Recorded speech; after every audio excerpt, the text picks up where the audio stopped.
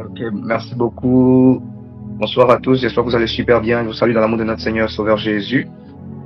Euh, si comme moi, le programme te fait du bien depuis le départ, est-ce que tu peux mettre un cœur?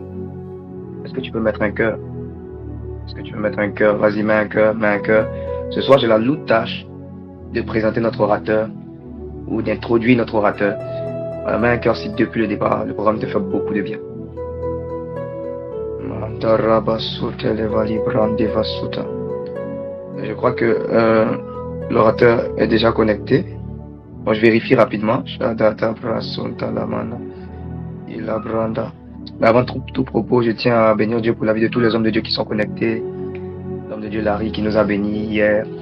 Et tous les hommes de Dieu. Vraiment, merci pour les messages. Ce soir, notre orateur est une personne de qualité aussi. Comme tous les orateurs qui sont déjà passés, ceux qui vont se succéder. C'est une personne de qualité. Je l'ai rencontré à une édition de Dans le cœur de Dieu. Après, on a échangé. C'est quelqu'un qui a un amour fou, un amour profond pour Jésus, qui vit pleinement sa vie ou sa jeunesse pour Jésus. Il a tout donné à Jésus. Son temps, son énergie, son cœur. Il est rempli d'amour. Et il y a une particularité chez lui, c'est que il sait honorer les autres. Il sait respecter la grâce des autres. Et il sait placer les autres à un niveau où eux-mêmes ne s'imaginent pas.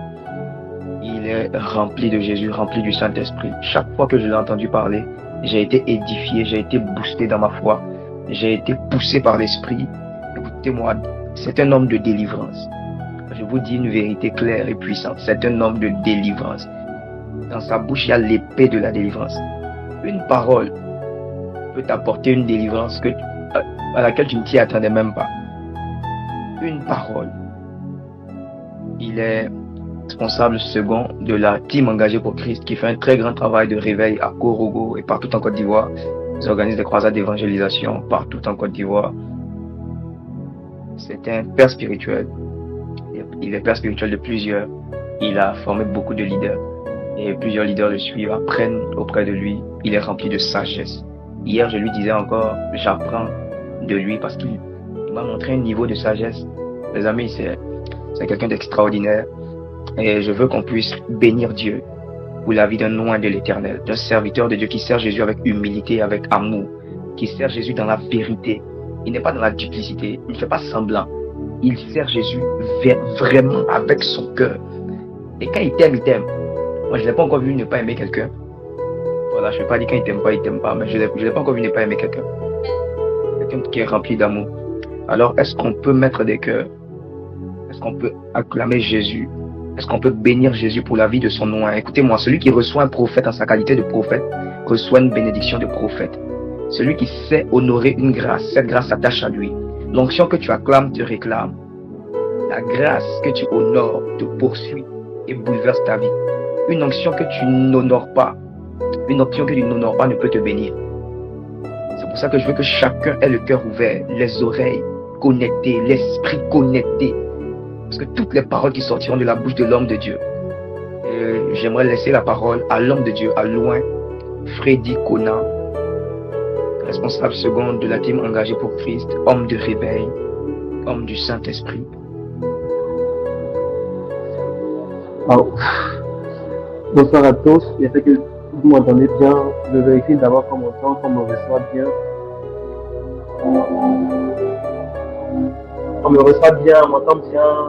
Si tu me reçois bien, écris j'aime le Saint-Esprit, moi je t'aime le Saint-Esprit. Et puis je t'aime le Saint-Esprit. Voilà, ça me permet de savoir que vous me recevez. Alors que Dieu nous bénisse, que la main puissante de Dieu demeure sur nous. Alors je suis très béni d'être là. Je salue premièrement l'homme de Dieu, André Joël, le chrétien. Waouh, quelle présentation! Je vais dire, hein? Avec une telle présentation, c'est que vraiment on s'attend à quelque chose de vraiment très élevé. C'est un homme que j'aime bien, vous voyez, il n'a pas. Il ne tourne pas autour du pot, il dit les choses telles qu'elles sont. Man of God, que Dieu te bénisse. Merci d'être là, merci pour ce que tu fais pour nous. Merci pour tous ces mots en mon honneur. Vraiment, je célèbre Dieu pour ta vie. Je bénis Dieu pour la vie de cette personne pour qui nous sommes là, à qui plutôt nous sommes là. Le premier leader, l'homme de Dieu, Emmanuel Monda. Voilà, je célèbre Dieu pour sa vie. Je ne sais pas s'il est connecté. Moi, je bénis Dieu pour sa vie. Je bénis Dieu pour la bénédiction qu'il fait. Waouh!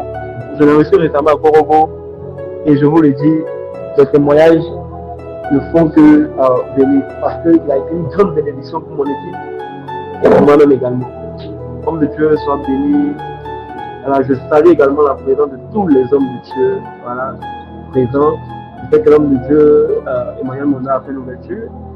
Et à l'homme de Dieu, le temps que mon nom est Larry, c'est ça, qui a intervenu hier. Désolé si je n'ai pas pu suivre les deux interventions. Je suis dans une semaine très chargée. Et c'est compliqué pour moi de suivre tous les hommes de Dieu. Ce soir, je devais honorer mon engagement pour être là pour parler. Donc je célèbre Dieu pour la vie de tous ces hommes de Dieu là qui prendront la parole après moi et ceux qui ont pris la parole avant moi. Que Dieu vous bénisse. Merci d'être un pilier, un canal puissant pour l'avancement de l'œuvre de Dieu, voilà, dans ce monde. Que Dieu vous bénisse. Je salue Dieu pour la vie de toutes ces personnes qui m'entendent. Je me richement béni. À mon équipe également qui est présente. Que Dieu vous bénisse. À mon Costa et tous ceux que je vois, que Dieu vous bénisse. Soyez richement bénis. Je prie le Seigneur. Seigneur, je bénis ton nom, je te rends toute la gloire. Oh Jésus, quelle grâce pour moi de prendre la parole ce soir, de parler encore en ton honneur, de parler encore de toi. Seigneur, chaque fois que je dois parler de toi, c'est pour moi un grand privilège. C'est pour moi un très grand honneur. C'est pour moi, Saint-Esprit de Dieu, quelque chose d'extraordinaire. Seigneur, je célèbre ton nom, je célèbre ta personne. Béni sois-tu, glorifié sois-tu, Saint-Esprit, exalté sois-tu. Seigneur, je prie que tu parles à un cœur. Moi, je crois que nous ne sommes pas limités par le téléphone. Mais à travers ce moment, je peux parler à une personne et apporter un changement radical dans la mentalité et dans la vie même de tout le monde. Merci pour ce que tu fais. À toi l'honneur et la gloire. Au nom puissant de Jésus-Christ Nazareth. Amen. Voilà, Dieu nous bénisse. Dieu nous bénisse. Est-ce qu'on peut écrire le thème avec moi dans les commentaires? Est-ce qu'on peut écrire le thème? Est-ce qu'on peut écrire le thème? Est-ce qu'on peut écrire le thème? Est-ce qu'on peut écrire le thème dans les commentaires?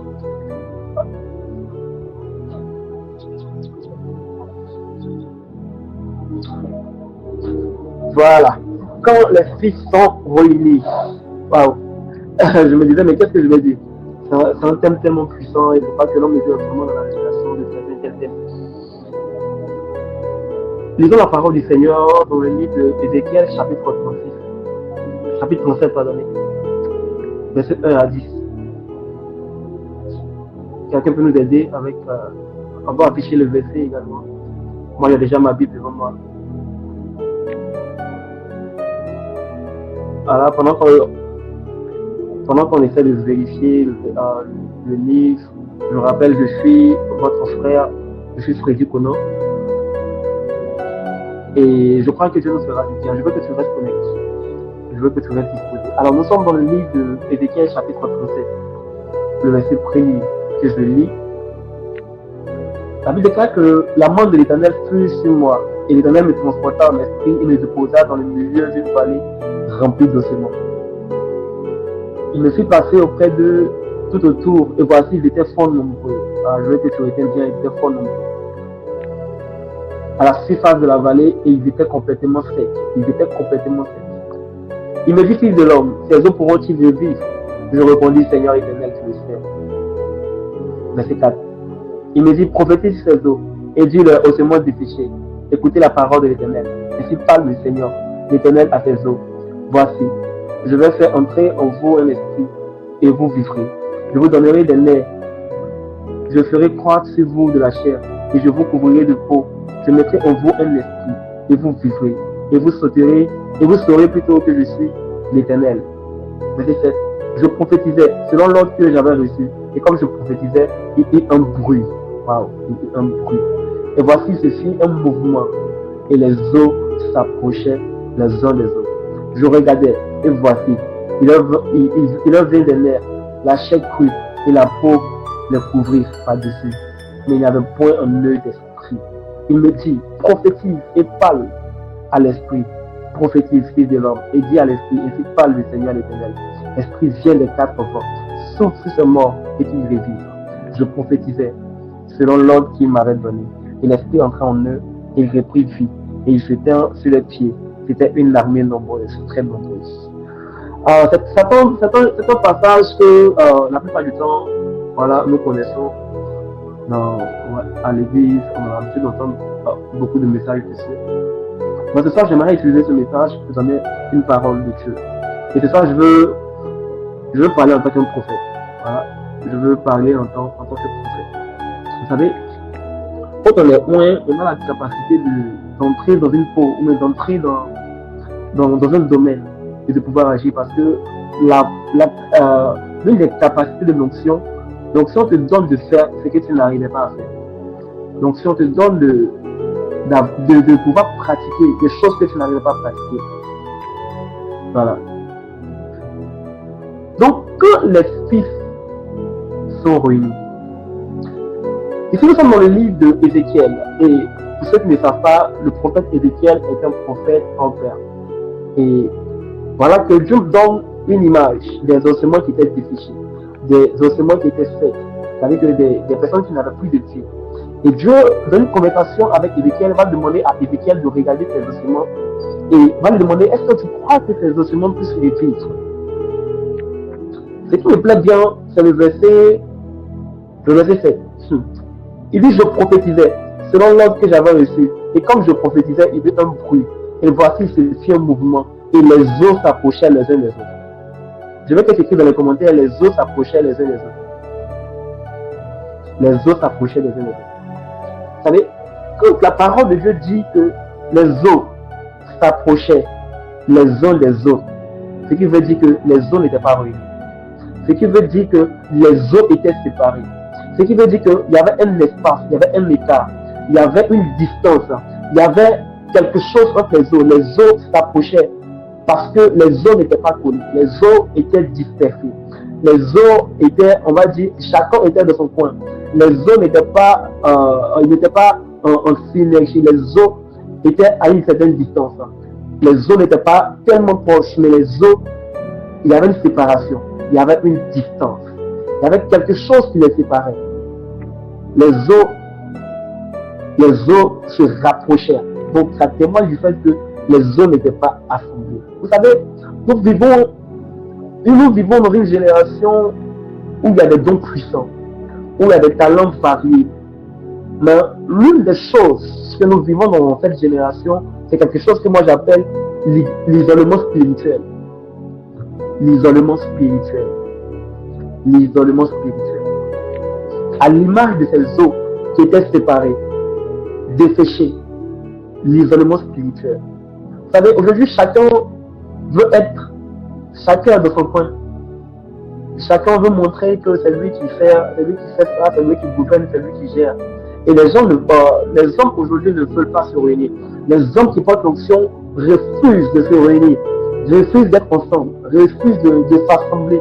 Chacun veut être dans son coin, comme ces eaux qui étaient séparées, comme ces eaux où chacun était dans son coin, comme ces eaux où qui étaient à une certaine distance.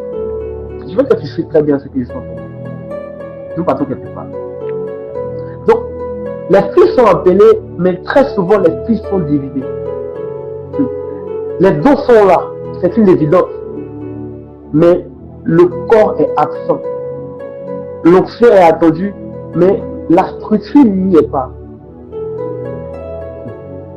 Vous savez, je veux que tu notes ça très bien. Chaque os ici représente un fils. Représente une identité spirituelle. Chaque ossement qui était dans son coin représente un fils qui est dans son coin. Représente quelqu'un qui est dans son coin, quelqu'un qui jette la chose de quelqu'un, quelqu'un qui ne se mélange pas. Et chaque os était dans son coin. Chacun faisait ce qu'il était. Chacun montrait ce qu'il est. Donc, ils étaient séparés. Ils étaient sans forme, sans fonction, sans force. Vous savez, à chaque fois que les fils s'isolent, ils ne sont seuls, ils sont sans force. Ils auront l'impression d'avoir la force, mais non pas de force réelle. Parce que un seul brésil de balai ne peut pas rendre propre une maison. C'est un ensemble de brésil de balai qui arrive à rendre propre une maison. Du coup, Un seul brebis de balai seul, isolé, dans un espace, peut être formé et très faible parce qu'il n'a pas la capacité de pouvoir nettoyer le lieu où il se trouve, de pouvoir nettoyer le lieu ou l'environnement où il se retrouve. Et c'est pareil. Le plus souvent, nous voulons évoluer seuls, nous voulons rester dans notre coin, comme ces autres qui étaient chacun dans son coin, ces autres qui étaient séparés, ces autres qui avaient mis une certaine distance.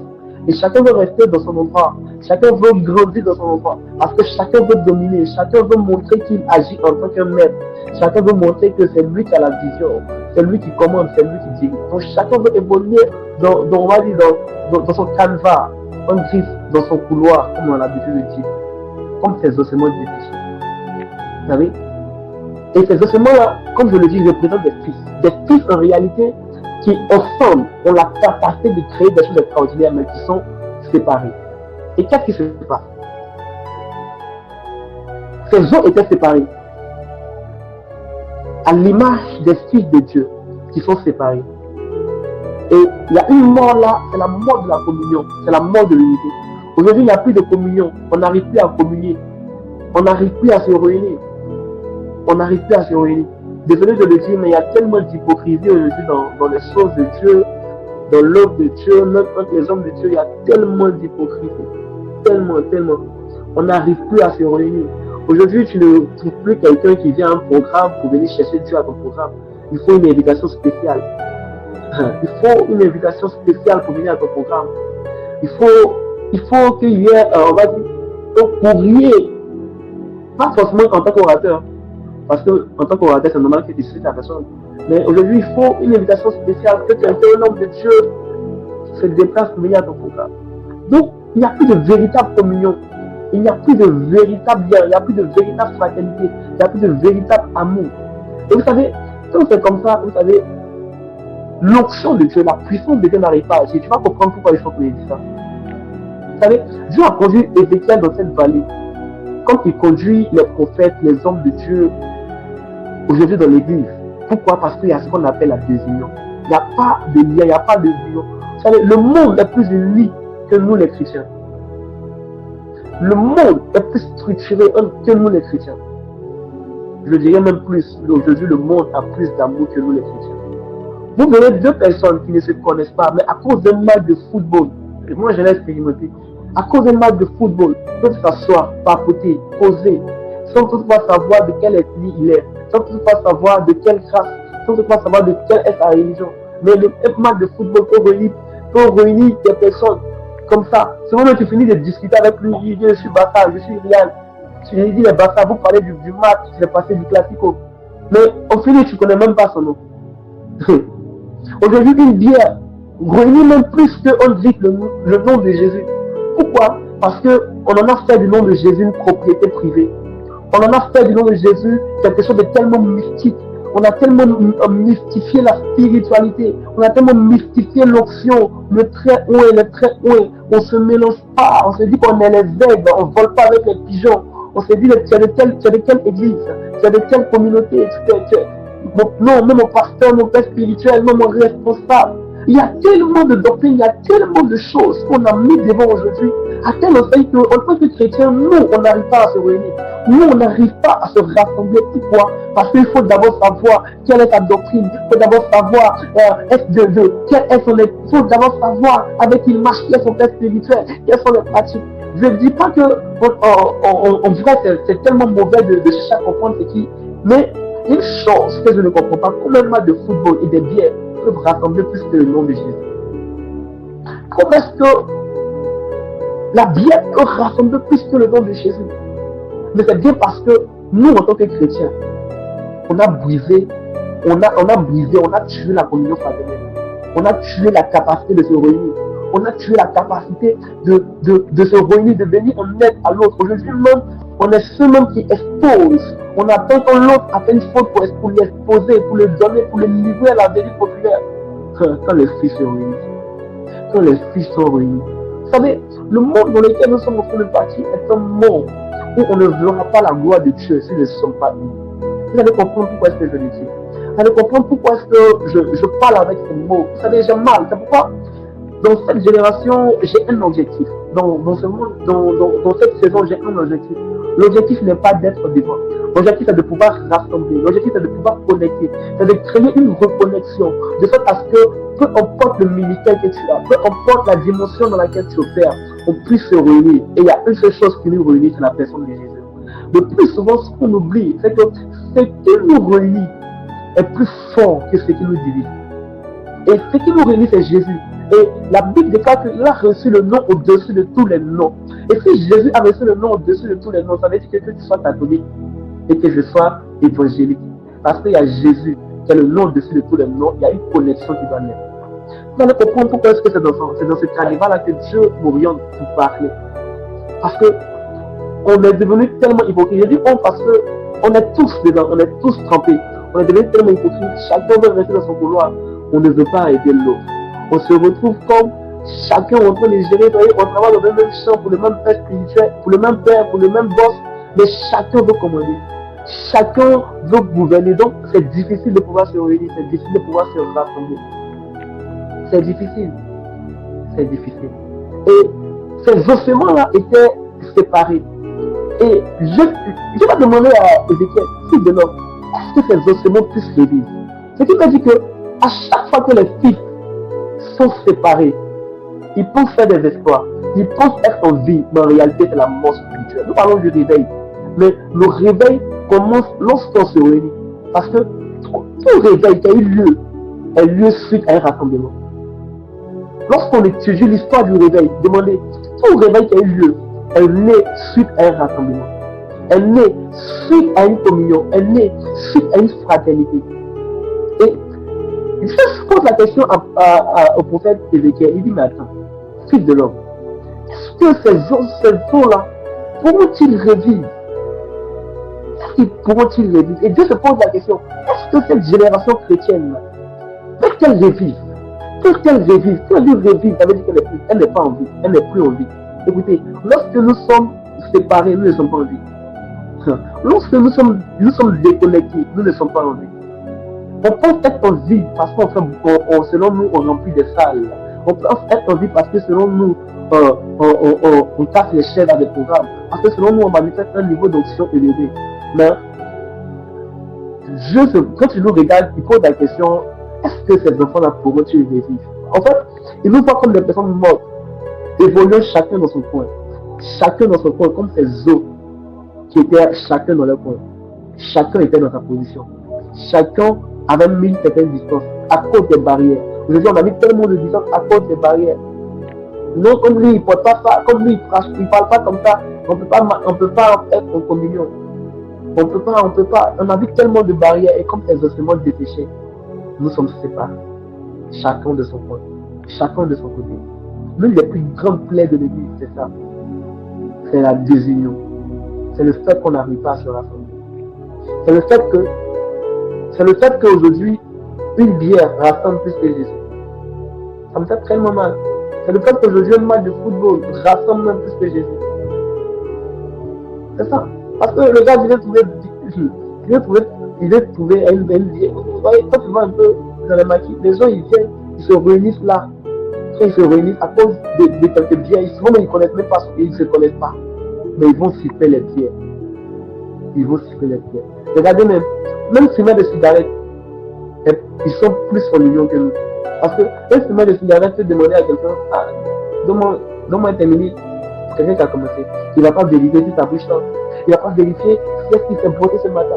Il ne va pas vérifier est-ce que même une cigarette arrive à créer encore plus de rapprochement, plus d'amour que notre Jésus aujourd'hui. Pourquoi?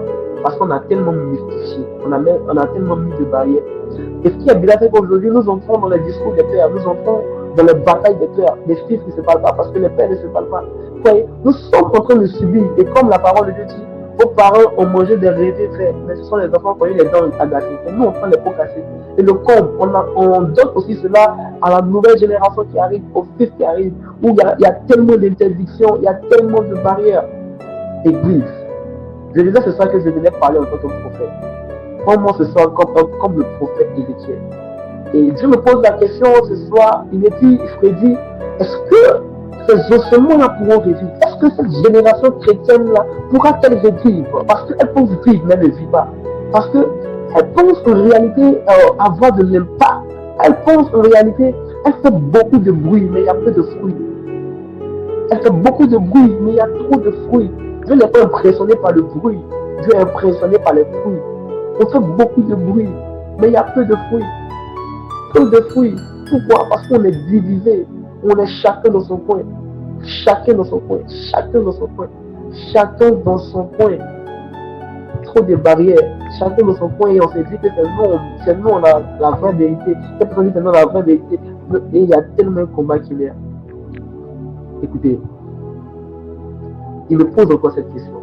Est-ce que cette génération pourra-t-elle vivre? Est-ce que ces ossements que je vois pourront-elles se rassembler? Est-ce que ces ossements-là pourront-ils se rassembler? Est-ce qu'ils pourront-ils se rassembler? Parce que pour qu'ils puissent vivre, il faut rassembler. Écoutez maintenant. L'une des raisons pour lesquelles lorsque Jésus vient, il réunit les disciples. Il rassemble les disciples. Parce qu'il est conscient du fait que le réveil naît lorsqu'il y a un rassemblement. Vous savez, aucun enfant ne naît sans qu'il y ait rapprochement entre un homme et une femme.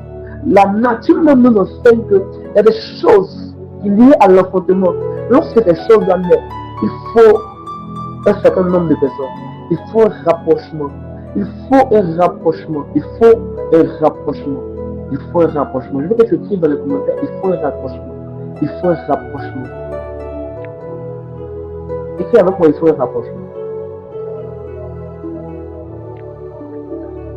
Amen. Vous savez, tous les ossements la représentent les filles. Chacun dans son coin. Chacun évoluant dans son pouvoir, comme on l'a l'habitude de dire. On dit les aigles ne volent pas avec les pigeons. C'est-à-dire qu'il y a d'autres qui sont les aigles, il y a certains qui sont les aigles, il y a d'autres qui sont les pigeons. Donc ils ne volent pas ensemble. Et il y a tellement de préjugés aujourd'hui. Tellement.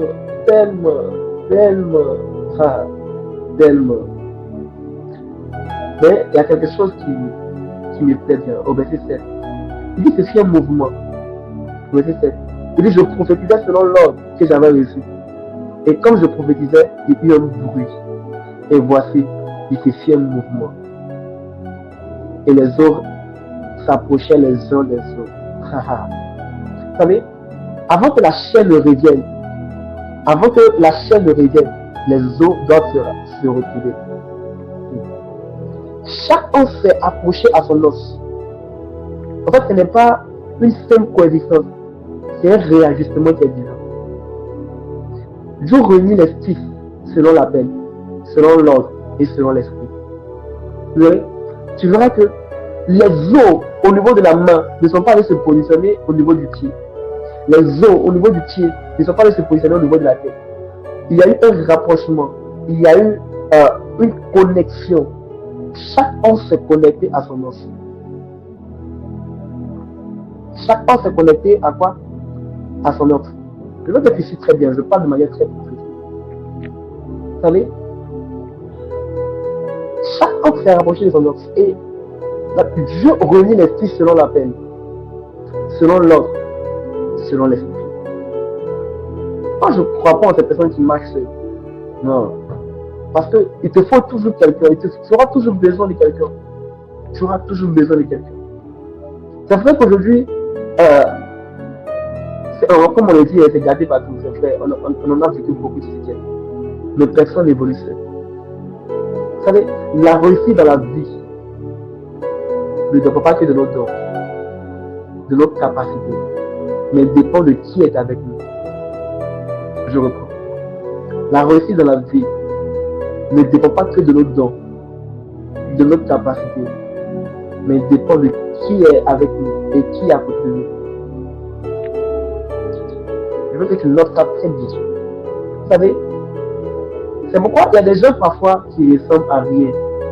Il y a des gens comme Naomi qui ressemblent à rien, qui ne sont pas riches en argent, mais qui sont riches en connexion. Parce qu'il a fallu Naomi pour que Ruth se connecte à un homme qu'on appelle Boaz. C'est ça. Peut-être que Ruth avait la beauté. Peut-être que Ruth avait en réalité la grâce sur elle. Mais il fallait quelqu'un pour la connecter. Et cette personne, c'était Naomi. Samuel, C'est vrai qu'il y a une prophétie sur ta vie selon laquelle tu as été dédié à Dieu et que tu as une option exceptionnelle pour agir dans le monde. Mais Samuel, il faut un Élisée qui te dit que la voix qui t'appelle, si cette voix-là t'appelle, réponds comme ça. Il faut un Élisée, malgré qu'il est fini, malgré que son temps est passé, malgré qu'il est devenu Dieu. Il faut un Élisée. Il faut un Élie plutôt. Il faut un Élie pour te parler. Il faut un Élie pour te dire. Cette voix que tu entends, c'est la voix du temps. Parce que comment est-ce que tu dois lui parler? Vous savez, lorsqu'on n'est pas réunis, il est difficile pour nous de capter la voix de Dieu. Il est difficile pour nous de comprendre parfois le système. Mais comment est-ce que Dieu voudrait agir? C'est très important ce que je veux dire.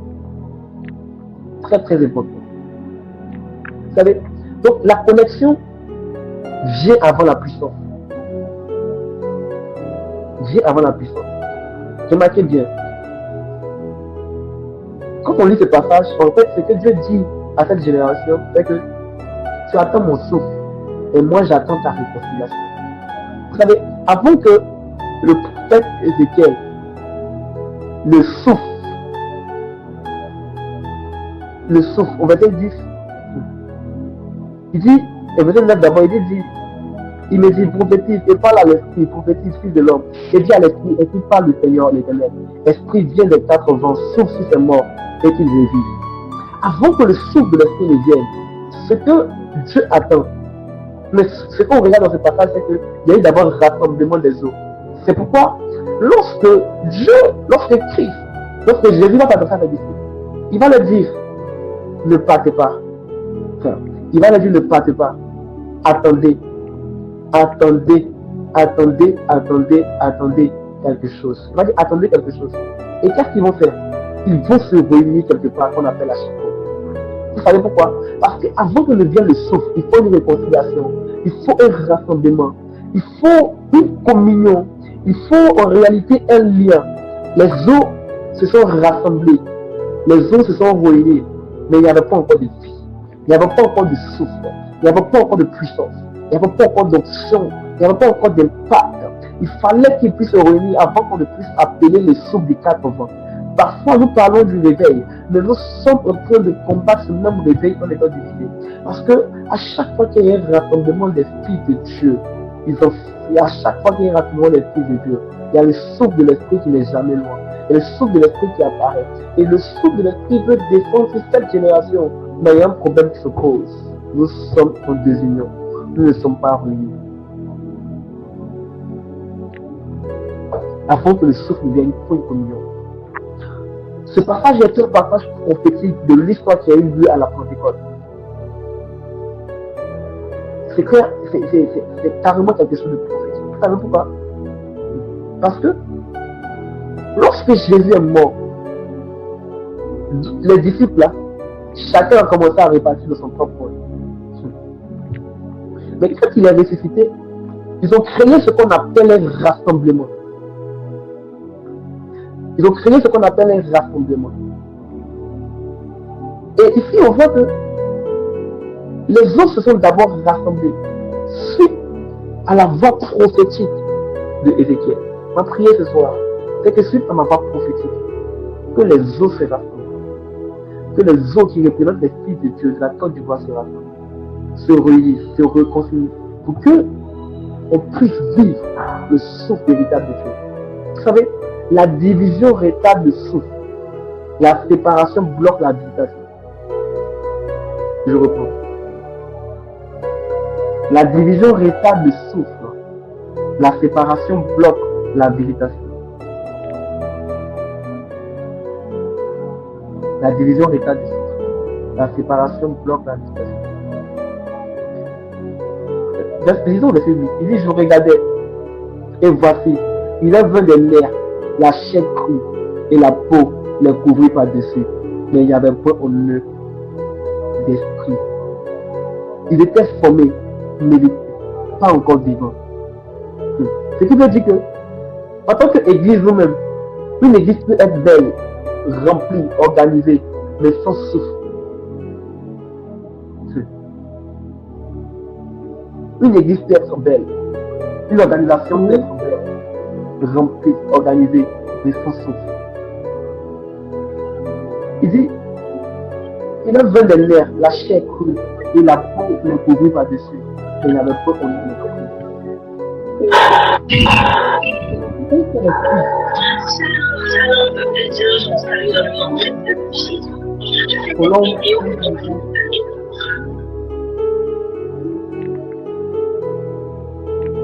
voilà. Donc je disais que la chair est revenue. Il y a eu un rassemblement. Les autres étaient dispersés, ont commencé à se rassembler. Et malgré qu'ils ont commencé à se rassembler, il a montré quelque chose, c'était le souffle. Vous savez, tant que les fils ne sont pas en position, le ciel reste silencieux. Tant que les hommes ne sont pas ajustés, le Saint-Esprit n'entre pas. C'est un principe de Dieu. Dieu ne souffre pas sur ce qui est désordonné. Il ne bénit pas ce qui n'est pas en accord. Je reprends. Dieu ne souffre pas sur ce qui n'est pas, sur ce qui est désordonné. Il ne bénit pas sur ce qui n'est pas en accord. Donc on voit que il a parlé du souffle, mais après la reconnexion des eaux, après le rapprochement des eaux. Vous savez, il y a une notion que Dieu voudrait nous donner, mais qui se manifeste dans le rassemblement, qui se manifeste dans l'union. La Bible dit, au point où nous ne sommes pas venus, marchons d'un même pas. Et aujourd'hui, on est tellement experts qui marche avec Dieu, qui ne marche pas avec Dieu. Et qu'aujourd'hui, on a l'impression de connaître l'appel des autres plus que le Dieu qui les a appelés. Moi, j'ai un problème vraiment avec ce type de personnes. Si tu es ici, désolé de le dire. Moi, j'ai un problème avec ceux qui pensent connaître l'appel des personnes plus que ceux-mêmes qu'on a appelés. Parce que, généralement, vous ne savez pas ce que Dieu a dit à telle personne. Vous ne savez pas ce que Dieu a dit à telle personne lorsqu'il est rencontré. Donc aujourd'hui, on veut tellement rester dans la norme que tout ce qui quelqu'un fait qui est différent de nous, on commence à crier abomination. On commence à crier abomination. Comme je le dis toujours, il y aura beaucoup de surprises au ciel. Hein? Il y aura beaucoup de surprises au ciel. Il y a des gens qu'on a pointés du doigt. Il y a des gens qu'on a pointés du doigt sous prétexte que ils ont fait ci, ils ont fait ça, ils étaient dans ça et ça et ça et autres. On serait étonné de les voir chef de classe pour entrer au paradis. Vous savez, avec Dieu, c'est pas le mature. Parce que les hommes peuvent nous acclamer. Les hommes peuvent nous honorer. Écoutez, les hommes peuvent dire beaucoup de belles choses sur nous. Mais ce ne sont pas les hommes qui valident notre paradis. Ce ne sont pas les hommes qui écrivent le nom de ceux qui y vont. La personne qui valide c'est Dieu. C'est pourquoi nous devons vivre pour plaire à Dieu. Nous devons nous arranger à être dans le bon thème avec Dieu. Nous devons nous arranger à être dans le bon lien avec la personne de Dieu. Vous savez, quand les fils sont réunis, le plus faible devient le plus fort. Parce que le plus faible est l'image de bandit de balai. Mais lorsqu'on se réunit, en tant qu'on devient un balai. Quand on est seul, on est un bandit de balai. Quand on est réunis, on est un balai. En fait, quand on est seul, nous sommes les os. Quand on est réunis, on est une chair. Quand on est seul, nous sommes des os. Quand on se réunit, on est une chair. Et même si ça veut parler en termes de poids, les os ne sont pas plus solides que la chair.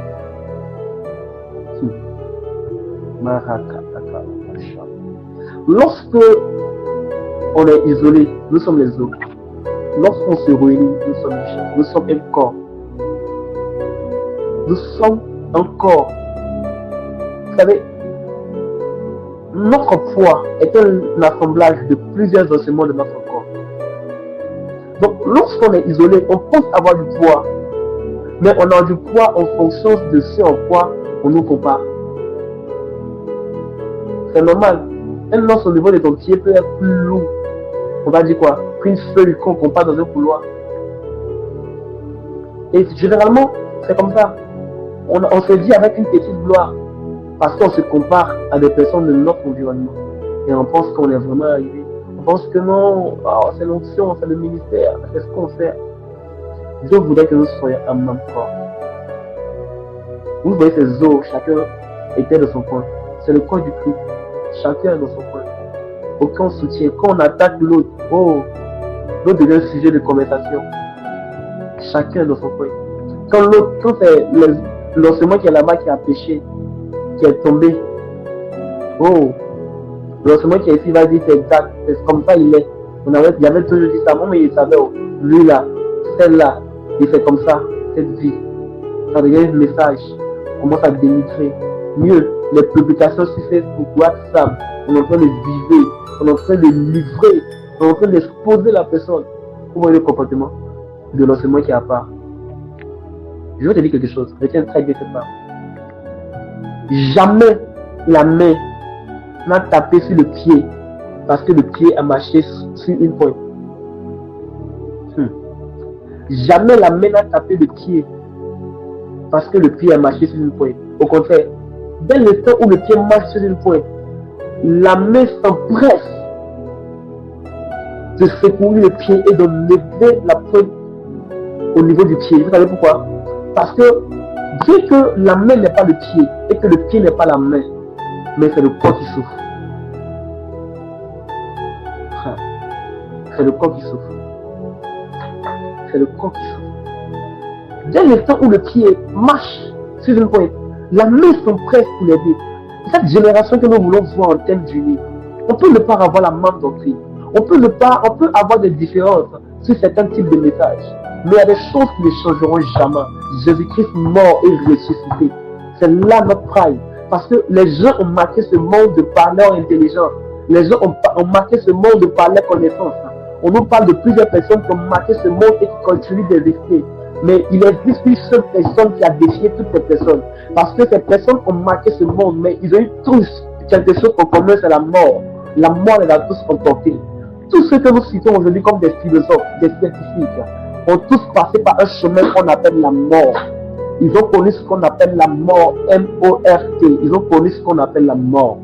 Et la différence entre celui dont je suis en train de vous parler, cette personne J-E, F-U-S, que je suis en train de parler, la différence est qu'il est venu au même titre qu'eux. Ils ont pensé qu'il était pareil et que c'était quelqu'un qui allait être comme quelqu'un de passager.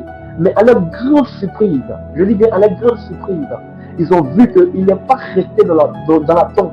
Il est mort. Ils ont dit, oh, c'est la même personne. On parlera d'eux dans le passé. On parlera d'eux, mais ils auront les tombeaux. Mais écoutez, laissez-moi vous dire que celui dont je parle, celui dont j'annonce, celui dont je proclame, la personne par qui nous sommes là, mesdames et messieurs, permettez-moi de vous le dire à haute et intelligible voix. Cette personne dont je parle n'est pas restée dans la tombe. La mort ne l'a pas attrapé comme la mort a attrapé René Descartes. La mort ne l'a pas attrapé comme la mort a attrapé Mère Teresa. La mort ne l'a pas retenu comme la mort a attrapé Einstein. La mort ne l'a pas retenu comme la mort a gardé toutes ces personnes qui ont marqué ce monde. Mais une chose, la Bible déclare qu'il a défié la mort. Mieux, il a triomphé de la mort. Et là où les hommes ont échoué, là où la médecine a échoué, là où les féticheurs et les francs-maçons ont échoué, cet homme, il a triomphé. Et cet homme a reçu le nom au-dessus de tous les noms. Et son nom, mention de son nom, la Bible mentionne et déclare que tout genou fléchit. Et toute langue confesse qu'il est Seigneur. On lui a dit, cette personne de qui je parle, cette personne extraordinaire qui est née sans fécondation, cette personne qui a défié toutes les lois en marchant sur l'eau, malgré la pesanteur, malgré cette loi qui dit que tout solide se met sur l'eau finit par couler, malgré il a défié. Cet homme qui a défié la loi de la gravité, cet homme qui a défié la loi de la médecine, cet homme qui a défié toutes les sciences en étant lui-même une science, cet homme qui a marqué ce monde et qui a apporté des réformes, cet homme qui a montré qu'on peut naître sans fécondation et que la naissance n'est pas forcément le résultat des rapports sexuels, mais le résultat d'une fécondation. Je parle de Jésus. Cet homme est ce qui doit nous unir, cet homme est ce qui doit nous rassembler. Tout ce qui est à ton cou, que tu portes bout d'oreille ou pas, que tu portes jean ou pas, que tu portes ci ou pas, ce ne sont que des détails, ce ne sont que des compléments, ce ne sont que des choses qui t'ajoutent. Mais il y a une chose qu'on ne peut pas négliger, il y a une chose qu'on ne peut pas accepter, il y a une chose qu'on ne peut pas être corps. C'est le fait de ne pas croire en la mort et la résurrection de Jésus. Mais dès l'instant où nous croyons que Jésus est mort et qu'il est ressuscité et qu'il n'est plus sur la terre, mais qu'il est assis à la droite du Père en étant lui-même sur son propre trône, alors nous avons le devoir de nous unir, nous avons le devoir de nous réunir et de pouvoir apporter de l'impact, de pouvoir apporter de l'impact, de pouvoir apporter de l'impact. Quand les fils sont réunis, il y a des souffles de l'esprit qui soufflent. Lorsque les fils de Dieu se réunissent, il y a un mouvement dans le ciel. La Bible déclare que lorsque les eaux ont commencé à se réunir, il y a eu un bruit. Les choses ont commencé à s'approcher. Les nez ont commencé à apparaître. Permettez-moi de vous dire, à chaque fois qu'il y a un rassemblement des fils, il y a des choses nouvelles qui apparaissent. Ces eaux n'avaient pas de nerfs, ces eaux n'avaient pas de chair, mais au simple rapprochement, ils ont commencé à enfanter quelque chose. On ne peut pas enfanter le réveil si on ne se réunit pas. On ne peut pas enfanter la guérison si on ne se réunit pas. On ne peut pas enfanter des présidents chrétiens si on ne se réunit pas. On ne peut pas enfanter des hommes d'affaires chrétiens, des hommes d'état politique si on n'a pas la même pensée, si on n'a pas les mêmes manières de voir, si on n'a pas la même idéologie. Écoutez-moi bien, on peut avoir des choses différentes dans notre couloir, mais il y a des choses qui nous rassemblent, il y a des choses plus importantes qui nous rassemblent, c'est la personne de Jésus. C'est ce Jésus-là dont je suis venu te parler, ce Jésus qui nous rassemble. Je ne sais pas quel est tu es, mais parce que je sais que tu es connecté à Jésus, mon frère, ma soeur, je suis connecté à toi. Si un match de football peut réunir des personnes qui ne connaissent pas le nom, c'est que Jésus peut nous réunir sans connaître le business que nous fréquentons. C'est que Jésus peut nous réunir sans connaître le père spirituel que nous avons. C'est que Jésus peut nous réunir sans connaître réalité, qu'est-ce que l'autre fait, qu'est-ce que l'autre a, sans connaître en réalité les édifices et les choses de l'autre. Ce Jésus, le nom de Jésus est un rassembleur. Le nom de Jésus est une formule de rassemblement. Le nom de Jésus est une formule d'impact. Mais nous ne pouvons pas voir cet impact si nous ne sommes pas réunis. Ézéchiel a compris. Et à l'image de ces enseignements qui étaient à part, je vous le dis et je vous le donne comme une prophétie, comme un message de Dieu. C'est à cette image que nous sommes aujourd'hui en tant que chrétiens. Beaucoup de bruit, mais peu de fruits. Beaucoup de bruit, mais peu de fruits. Nous sommes comme la brebis de Balaam qui pense nettoyer le lieu où elle est. Pourtant, la maison est encore plus grande. Permettez-moi de le dire. Brebis de Balaam peut nettoyer ton oreille. Mais sache qu'en réalité, il y a la maison qui est là. Il y a la maison qui est dite. Elle est encore plus grande. Et tu te dis qu'à chaque fois qu'on apporte un lancement comme brebis de Balaam, on peut rendre propre l'oreille. Il y a quand même un espace qui nous est donné. Mais lorsqu'on se rassemble tous ensemble, on arrive à rendre propre une maison qui était sale, une maison qui était en tache, une maison qui avait des ordures, une maison qui avait de la saleté. Laisse-moi vous dire, nous ne pouvons pas vaincre les choses de ce monde si on n'apprend pas à se réunir, si on n'apprend pas à se rassembler, si on n'apprend pas à parler à le même message, si on n'apprend pas à parler le même langage, si on n'apprend pas à communier sur la chose qui nous unisse, si on n'apprend pas à rester connecté sur ces choses. Aucun réveil n'est né sans un rassemblement. Aucun réveil n'est né sans une connexion. Aucun réveil n'est né sans qu'il y ait un rassemblement. C'est pourquoi Jésus dit à ses disciples, attendez, ils ont fait un rassemblement. Ils ont d'abord fait un rassemblement. Et lorsqu'il y a eu un rassemblement, qu'il y a eu le bruit. Pareil que lorsque Ézéchiel a rassemblé les ossements. Lorsque les ossements se sont rassemblés, il y a le souffle de l'esprit qui est venu des 4 vents. Écoute-moi bien. Il y a le souffle de Dieu en ce de la foi qui est venu des 4 vents, mais qui attend un rassemblement, qui attend des jeunes qui se rassemblent, des chrétiens qui se rassemblent, qui parlent le même langage. Comment gagner les âmes, comment sauver les âmes. Ce n'est pas une question de comment remplir son église. Ce n'est pas une question de comment remplir son ventre. Ce n'est pas une question de comment faire pour bien s'habiller. Ce n'est pas une question de comment faire pour paraître. C'est une question de comment faire pour que l'œuvre de Dieu avance. Comment faire pour que Christ soit glorifié. Comment faire pour gagner le terrain. Comment faire pour gagner le terrain. Comment faire pour que Christ soit élevé dans cette génération. Nous voulons des personnes qui se rassemblent, non pas pour paraître, non pas pour envoyer un message d'unité sans être unis. Non, nous voulons des jeunes qui se rassemblent pour la cause de Dieu, pour la cause de Dieu, pour la cause de Dieu. Pour la cause de Dieu, pas pour la cause d'un homme qui est mortel, désolé de le dire, mais les hommes que nous sommes des hommes faillibles, des hommes mortels, des hommes avec beaucoup de défauts et d'erreurs, mais nous nous rassemblons pour celui qui est mort et ressuscité, pour celui qui dit qu'il revient bientôt. C'est pour lui que nous voulons nous rassembler, pas pour un homme qui est mortel, pas pour un homme qui est mortel, mais pour la personne de Jésus. C'est cela. Et le nom de Jésus ne doit pas nous diviser, non. Ce nom doit pouvoir nous rassembler. Je refuse que la bière rassemble plus que Jésus. Je refuse qu'un match de football rassemble plus que Jésus. Je refuse que la cigarette rassemble plus que Jésus. Non, Jésus a reçu le nom au-dessus de tous les noms. C'est le nom véritable qui rassemble. C'est le nom de Jésus. Quand les esprits sont réunis, il y a l'esprit de Dieu qui descend. Quand l'esprit parle un même langage, il y a l'esprit de Dieu qui descend. Permettez-moi de vous choquer. Écoutez-moi bien. Vous vous rappelez de la tour de Babel. Et souvenez-vous que ce jour-là, ce n'est pas un ange qui est descendu, mais c'est Dieu qui est descendu pour venir les profonds. À chaque rassemblement, il y a Dieu qui se déplace. My God. À chaque rassemblement, il y a Dieu qui se déplace.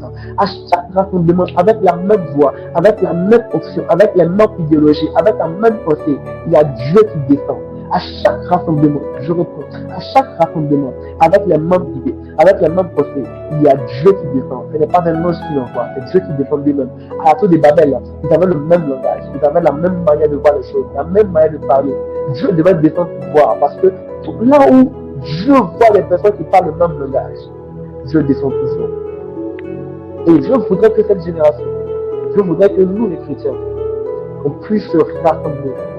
Et c'est là que doit venir des 4 vents. Des 4 vents, le souffle de Dieu. Des 4 vents, le souffle de Dieu. Le souffle de Dieu. Vous voyez que le prophète Ézéchiel, il a dû prophétiser 2 fois. Il a dû prophétiser une première fois pour rassembler, et une deuxième fois pour revivifier, pour redonner vie.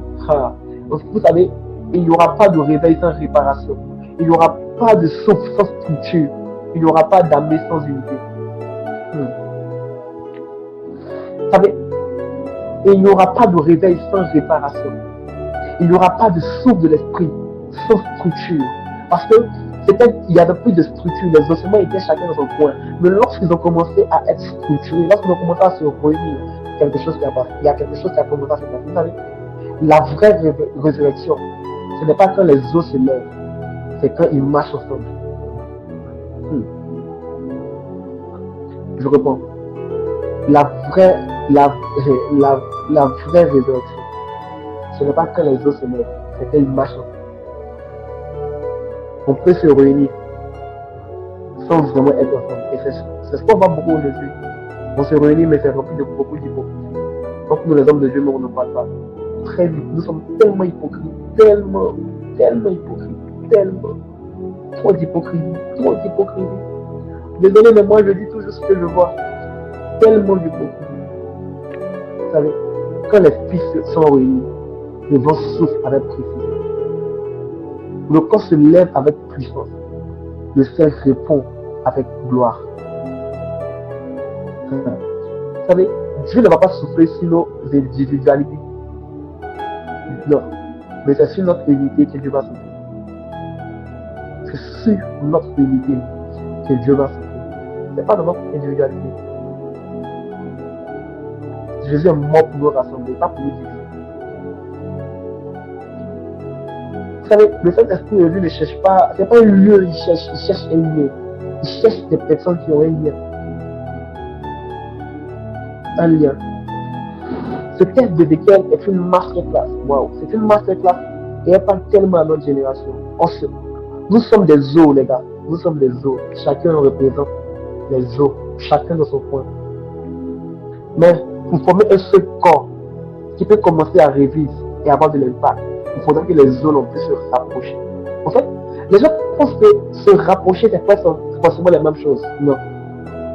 La main ne fait pas le travail du pied. Les os de la main ne font pas le travail des os du pied. C'est pas pareil. Le rassemblement, c'est quoi?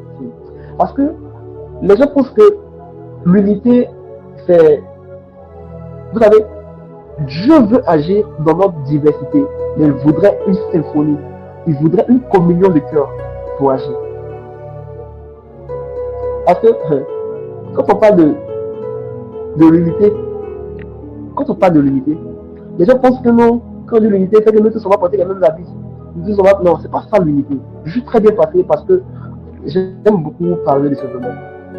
C'est dans notre diversité même que Dieu veut agir. Mais une diversité, un peu comme, vous voyez, l'image même de cette unité-là, ça veut dire quoi?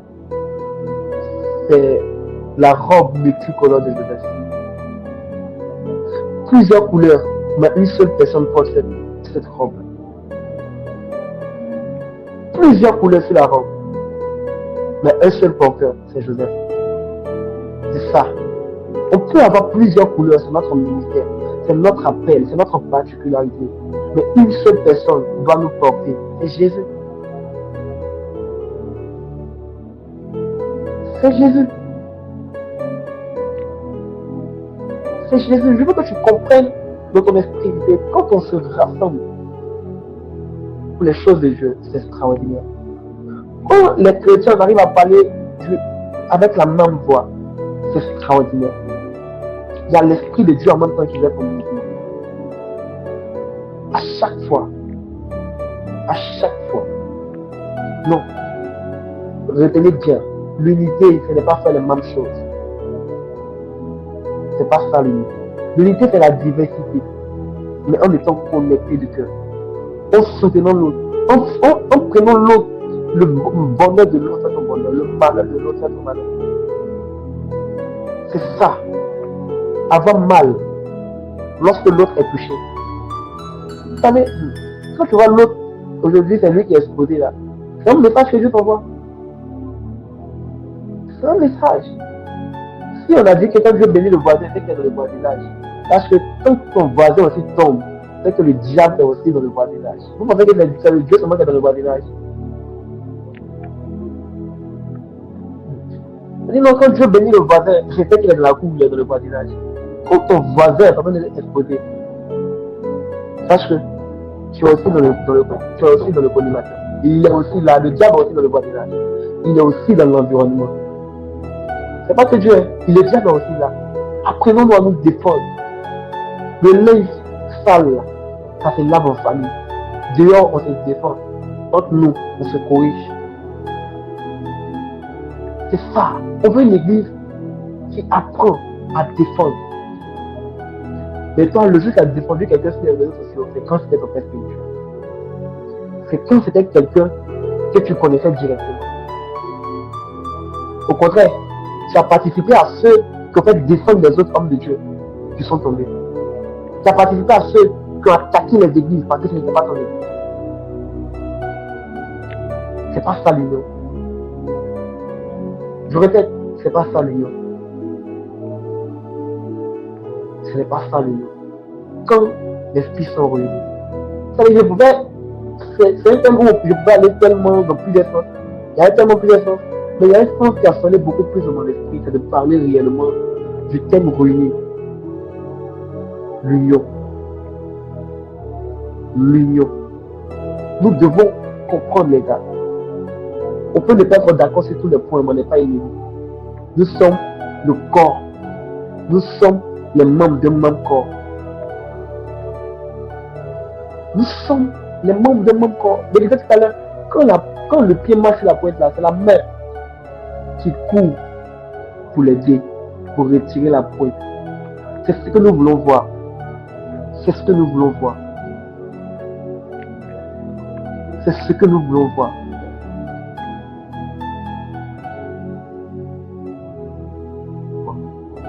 Quand les esprits sont réunis. Si nous voulons vivre le souffle de Dieu, je crois que c'est le message.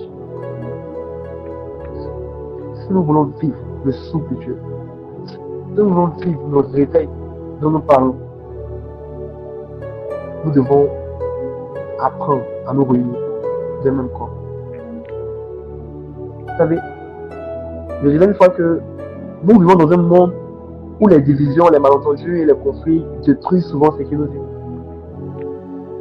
Vous savez, la véritable force d'une communauté ou d'un groupe réside dans sa capacité même à mettre ces différences de côté pour bâtir ensemble l'unité. C'est ça, c'est mettre ces divergences de côté, ces différences de côté pour bâtir ensemble. Parce que, je le dis toujours, l'unité, ça ne veut pas dire l'uniformité, c'est le mot que je cherchais. C'est l'harmonie de la diversité. C'est-à-dire que plusieurs couleurs, parce que quand on parle de la chemise multicolore de Joseph, on te parle de plusieurs couleurs. Il y avait le bleu, il y avait le rouge, il y avait tellement de couleurs. Il ne faudrait pas que le bleu dise au rouge pourquoi tu es rouge, le vert dise au vert pourquoi tu fais, c'est que tu n'es pas bon, c'est que tu n'es pas vrai. C'est que tu n'es non, c'est pas ça, les gars. Rouge, accepte que tu es rouge, accepte que l'autre est bleu. mais nous sommes sur la même tunique. Et puis il y a une seule personne qui porte la tunique, c'est Joseph, donc c'est Jésus.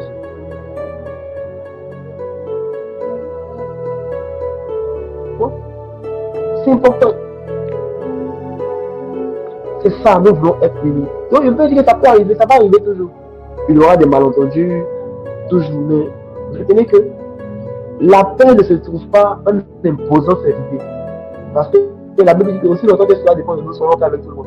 La paix ne se trouve pas en imposant ses idées, mais en écoutant, en comprenant et en respectant l'autre. En fait, si chacun de nous choisit d'être un artisan de paix et de tendre la main au lieu de pointer du doigt, nous verrons naître une génération extraordinaire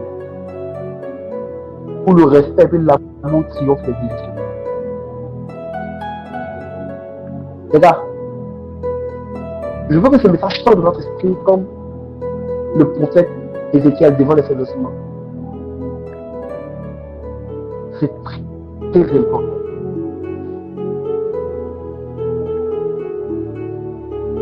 C'est très important. Donc, l'unité, ce n'est pas l'absence de différence. Nous tous, on ne peut pas être Élie dans la Bible. Vous voyez dans la Bible, il y a Moïse, il y a Élie, il y a Ézéchiel. Chacun a marqué son temps et chacun avait sa particularité. L'unité, ce n'est pas l'absence de différence. Soit ce que tu as. Vous voyez? Donc, l'unité, ce n'est pas l'absence de différence. C'est plus profond que cela. L'unité, en fait, c'est notre capacité à rassembler nos diversités, à les harmoniser pour atteindre un objectif qui est commun. Exemple, si le fait de gagner les âmes, si le fait de réunir les chrétiens, si le fait d'aller au paradis, c'est un objectif qui est commun. C'est ce qui doit nous réunir. Vous savez, on doit tellement être vigilant parce que le diable est tellement ruiné. Il a une fois croire que pour être unis, nous devons tous penser, agir et ressentir exactement de la même manière. En fait, c'est ça le problème aujourd'hui. Le diable a mis, c'est ce qu'il a mis dans notre esprit. En fait, pour être unis, nous devons tous penser, agir et puis ressentir exactement de la même manière. Souvent, il faut des avis contraires pour pouvoir te pousser à monter. Il faut des avis contraires pour te pousser à monter. Pour t'amener à t'améliorer. Pour t'amener à te perfectionner. Il faut ça souvent. Pour t'amener à te perfectionner. Comme il y a venu dire, telle chose. Quand on dit telle chose, ça me pousse à chercher. Ça m'amène à nous perfectionner. Ça m'amène à chercher. Nous, notre problème aujourd'hui, c'est que l'église, comme on dit quelque chose, on veut que ce soit ça. Tout le monde doit penser comme ça. Parce que Dieu t'a donné un ministère où, je ne sais pas quel exemple je vais prendre, mais tu veux que tout le monde soit comme ça. Toi, c'est ce que Dieu t'a dit. Est-ce que tu sais ce que Dieu a dit aux autres? Pourquoi tu veux qu'on se base forcément sur toi seul? C'est ce que Dieu a dit aux autres. Est-ce que tu fais? Je suis convaincu que ce que Dieu m'a dit à moi, c'est parce qu'il a dit à l'homme de Dieu, Manuel Mounda. C'est parce qu'il a dit à l'homme de Dieu, influenceur chrétien. C'est parce qu'il a dit à l'homme de Dieu, Larry. C'est parce qu'il a dit aux autres de Dieu qui portent la parole. Vous voyez que chacun de nous, Dieu nous a dit quelque chose de particulier. Peut-être qu'il y a des choses qui peuvent se rassembler, qui peuvent se rassembler. Mais il y a quelque chose de particulier que Dieu nous a dit. Le problème de cette génération, c'est que nous voulons imposer notre particularité à tout le monde. Nous voulons imposer notre particularité à tout le monde. C'est ce qu'on veut. On veut imposer notre particularité à tout le monde. Et quand les gens n'arrivent pas à s'aligner à ça, on les traite de faux, on les traite de païens, on les traite de pas bien convertis, on les traite de tous les noms. Au contraire, c'est nous-mêmes qui ne sommes pas bien convertis. Regarde, ce que Dieu t'a dit n'est pas forcément ce qu'il a dit à l'autre. On doit apprendre à respecter ça. On doit apprendre à respecter ça. Et c'est lorsqu'on commence à respecter ça que l'unité va naître. Vous savez, l'unité, c'est une science qu'on doit apprendre, qu'on doit comprendre. Parce que les barrières doivent tomber. Je ne sais pas ce que l'unité, on doit penser forcément de la même manière. Non. On doit forcément penser de la même manière. Non. Garde ta particularité. Toi qui m'écoutes, garde ta particularité. Homme de Dieu, gardez votre particularité. Gardez votre particularité. Si ta particularité se manifeste dans l'amour, garde ta particularité. Garde-la. Garde-la. Garde ta particularité. C'est quand j'ai un grave problème avec les gens qui ne font que tirer sur les frères matin, midi, soir. Quand je parle de tirer, c'est-à-dire qu'on trouve toujours que telle personne est païenne. Non. Écoutez. Garde ta particularité. C'est pas parce que toi, Dieu t'a dit de manger le porc que nous tous on ne va pas manger le porc. Qu'est-ce que toi, Dieu t'a dit? Nous l'a dit quoi? Vous savez, my God. On donne de la nourriture à Pierre. Et puis Pierre dit à Dieu, c'est souillé. Il n'appelle pas souillé, c'est que moi j'appelle pur. Il n'appelle pas impur, c'est que moi j'appelle pur. Écoute-moi, moi je sais pas ce que Dieu t'a dit. Moi je sais pas ce que Dieu t'a donné comme instruction. Je sais pas, peut-être que toi Dieu t'a dit de garder ta barbe jusqu'à un certain niveau. Qui suis-je? Moi, qui suis-je? Qui suis-je? Qui suis-je pour de garder ta barbe? Qui suis-je? Il y a plus important que ça, c'est Jésus qui nous réunit. Garde ta particularité. Garde ta particularité.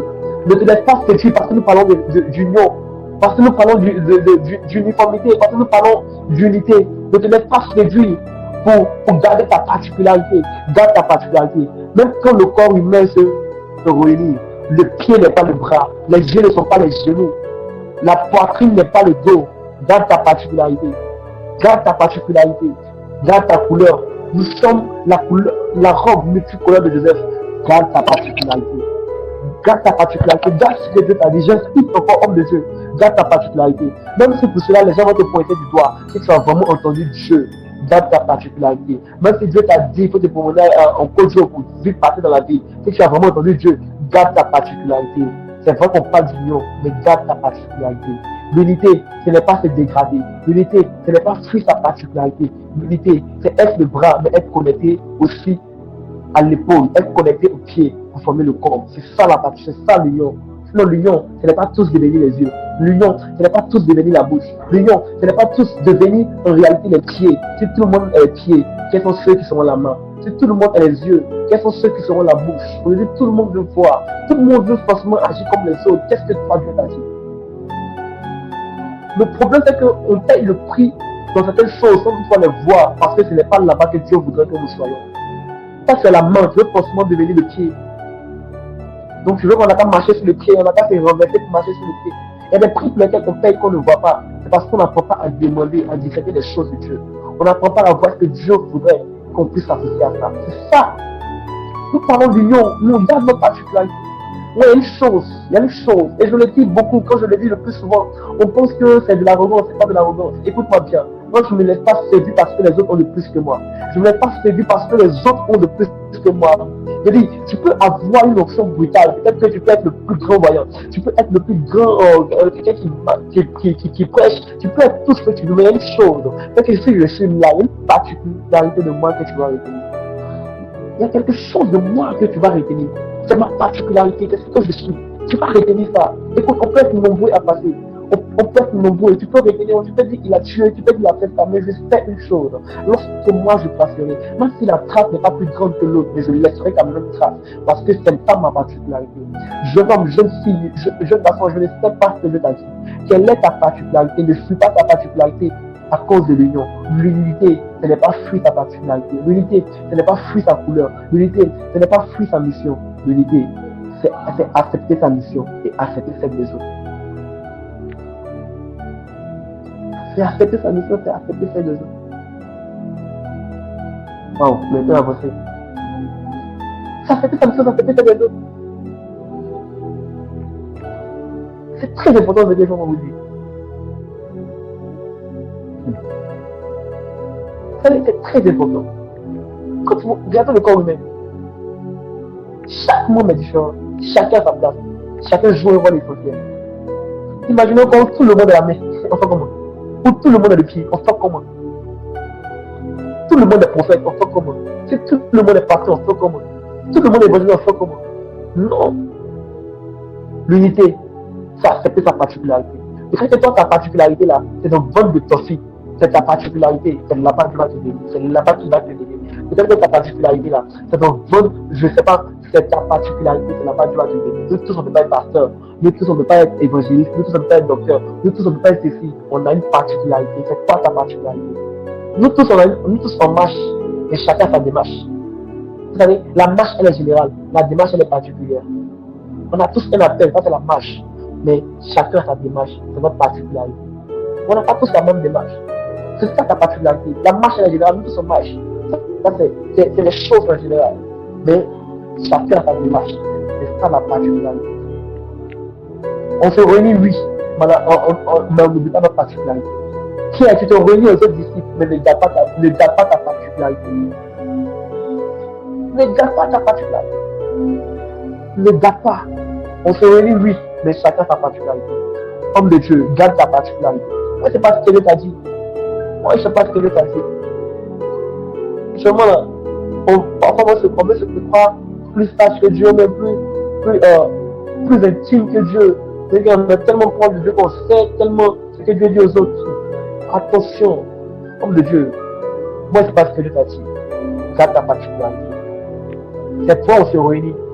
Et si toi, Dieu t'a dit quelque chose, même si c'est différent de ce que nous on pense, garde ta particularité. Garde ta particularité. Garde ta particularité. Quand Israël se réunit, c'est pas qu'on appelle seulement que Israël, mais chacun a sa tribu. Le réveil spirituel, vous savez c'est quoi? Le réveil spirituel est semblable à une maison. À une maison de 3 pièces. 3 pièces. Quand on dit 3 pièces, il y a un salon et 2 chambres. Vous savez quoi? Le réveil c'est quoi? Le réveil c'est que le matin, au dîner, on se retrouve à la table dans le salon. On mange. Mais au coucher, chacun retourne dans sa chambre. Je reprends. L'image du réveil c'est quoi? L'image du réveil c'est quoi? C'est une maison. Une pièce. 3 pièces plutôt. La chambre. 2 chambres et le salon. Quand c'est l'heure de la nourriture, au dîner, on quitte nos chambres, on s'assoit à la même table. Peu importe qui tu es, peu importe ce que tu fais, on s'assoit à la même table, on mange. C'est ça le réveil. Mais au coucher, chacun retourne dans sa chambre. C'est ça. On a des églises différentes, on a des groupes différents. Mais pour la cause de Jésus, on s'assoit à la même table. On mange, on communie ensemble. On lutte ensemble, on se bat ensemble. Mais au coucher, chacun retourne dans son église. Chacun retourne dans son groupe. Chacun retourne dans sa particularité. C'est ça, le réveil. Je veux que tu retiennes 3 choses de tout ce que j'ai dit. Je ne sais pas s'il y a des questions-réponses. Voilà, donc j'avais dit que l'unité ne consiste pas à effacer nos particularités. C'est à les mettre au service d'un tout plus grand. Vous savez? Donc retenons 3 choses. 1. Les ossements dont je parle représentent chaque ministère, chaque fils éloigné, chacun dans son couloir, chacun dans sa zone. On dit les aigles ne marchent pas avec les pigeons. On dit on ne marche pas avec nous. Nous on est encore pigeons. Nous même peut-être on est encore poussé. Voilà. Et il arrive un moment où l'aigle doit descendre pour accepter, comme quelqu'un qui quitte sa chambre pour venir au salon pour manger à table. C'est ça.